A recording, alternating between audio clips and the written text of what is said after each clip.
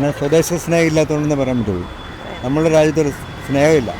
അത് മൊത്തം പൊളിറ്റിക്കൽ ഇതുണ്ട്, എന്താ പറയുക, ആത്മാർത്ഥതയില്ല. സ്വന്തം രാജ്യത്തോട് കൂറില്ല.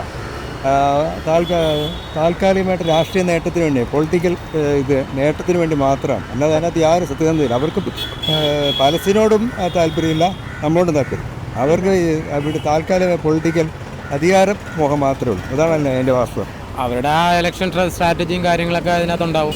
ഒരു സമൂഹത്തിന് അവർ കുറ്റക്കാരായിട്ട് കാണുന്നില്ല. ആ കുറ്റക്കാരായിട്ട് കണ്ടാൽ അതവരെ ഓപ്പണായിട്ട് പറഞ്ഞു കഴിഞ്ഞാൽ അവർക്ക് ഭാവിയിൽ അവരുടെ ആ ഒരു രാഷ്ട്രീയ ഭാവികൾ തുലാസിലായിപ്പോയി.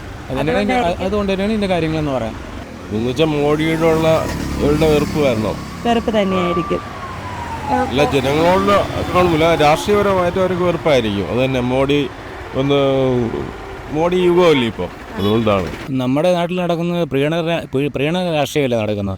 അതിൻ്റെ ഒരു ഭാഗമായിട്ട് തന്നെ കാണാം. അത് അത്രയേ ഉള്ളൂ. അതുപോലെ മുംബൈ ഭീകരാക്രമണം നടന്ന സമയത്തും ഈ പറയുന്ന ആൾക്കാരൊന്നും അതിനെതിരെ വേണ്ട രീതിയിൽ, അന്നത്തെ സർക്കാരുകളൊന്നും അതിന് വേണ്ട രീതിയിൽ പ്രതിരോധിച്ചില്ല.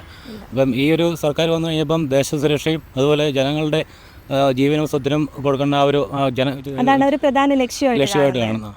ഇവർക്ക് സ്വന്തം കാര്യം നോക്കാനും നമ്മുടെ നാട്ടിലെ കാര്യം നോക്കാൻ നേരമില്ല.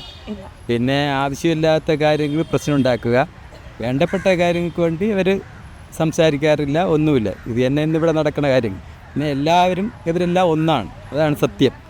ഇവരെല്ലാവരും നല്ല കാര്യം കൊണ്ട് ശബ്ദിക്കാറ്. അതാണ് വേണ്ടാത്ത കാര്യം ഭയങ്കര ഉഷാറാണ്. നാട്ടിന് വേണ്ടിയോ പാവപ്പെട്ട ജനങ്ങൾക്ക് വേണ്ടിയോ ഇവർ ശബ്ദിക്കാറില്ല.